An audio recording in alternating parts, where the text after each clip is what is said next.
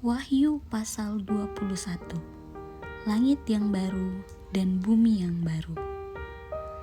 Lalu aku melihat langit yang baru dan bumi yang baru, sebab langit yang pertama dan bumi yang pertama telah berlalu, dan laut pun tidak ada lagi.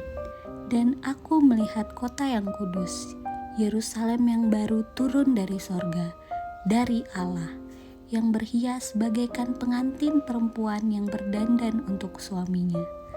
Lalu aku mendengar suara yang nyaring dari tahta itu berkata, "Lihatlah, kemah Allah ada di tengah-tengah manusia, dan ia akan diam bersama-sama dengan mereka. Mereka akan menjadi umat-Nya, dan ia akan menjadi Allah mereka.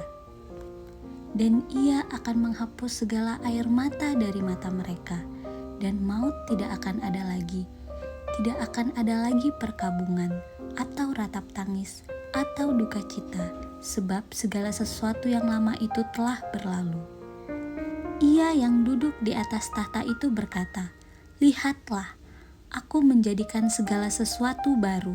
Dan firman-Nya, "Tuliskanlah, segala perkataan ini adalah tepat dan benar."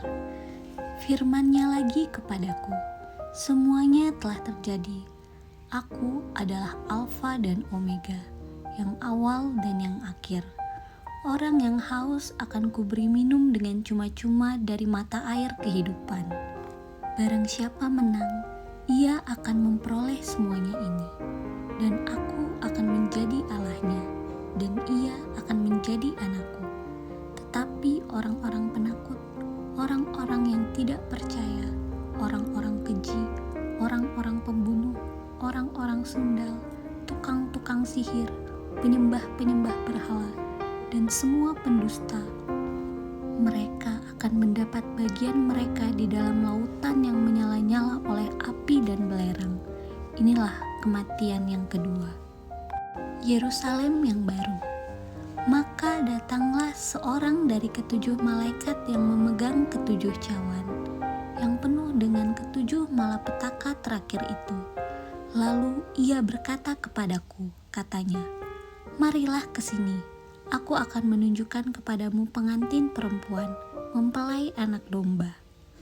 Lalu di dalam roh ia membawa aku ke atas sebuah gunung yang besar lagi tinggi, dan ia menunjukkan kepadaku kota yang kudus itu, Yerusalem, turun dari sorga, dari Allah. Kota itu penuh dengan kemuliaan Allah, dan cahayanya sama seperti permata yang paling indah, bagaikan permata yaspis, jernih seperti kristal. Dan temboknya besar lagi tinggi, dan pintu gerbangnya 12 buah.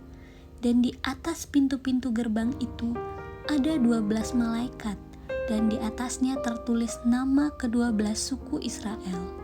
Di sebelah timur terdapat 3 pintu gerbang, dan di sebelah utara 3 pintu gerbang, dan di sebelah selatan 3 pintu gerbang, dan di sebelah barat 3 pintu gerbang.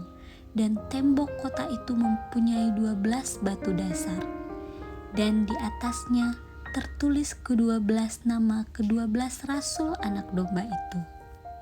Dan ia yang berkata-kata dengan aku mempunyai suatu tongkat pengukur dari emas untuk mengukur kota itu, serta pintu-pintu gerbangnya dan temboknya.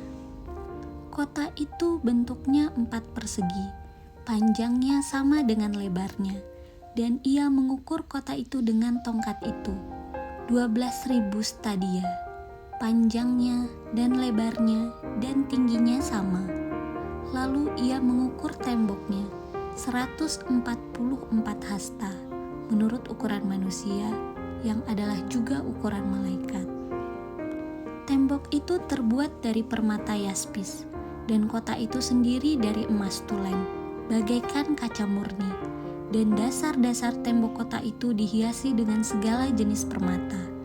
Dasar yang pertama batu yaspis, dasar yang kedua batu nilam, dasar yang ketiga batu mirah, dasar yang keempat batu zamrud, dasar yang kelima batu unam, dasar yang keenam batu sardis, dasar yang ketujuh batu ratna cempaka, yang kedelapan batu berlin, yang kesembilan batu krisolit, yang kesepuluh batu krisopras, yang kesebelas batu lazaurdi, dan yang ke-12 batu kecubung.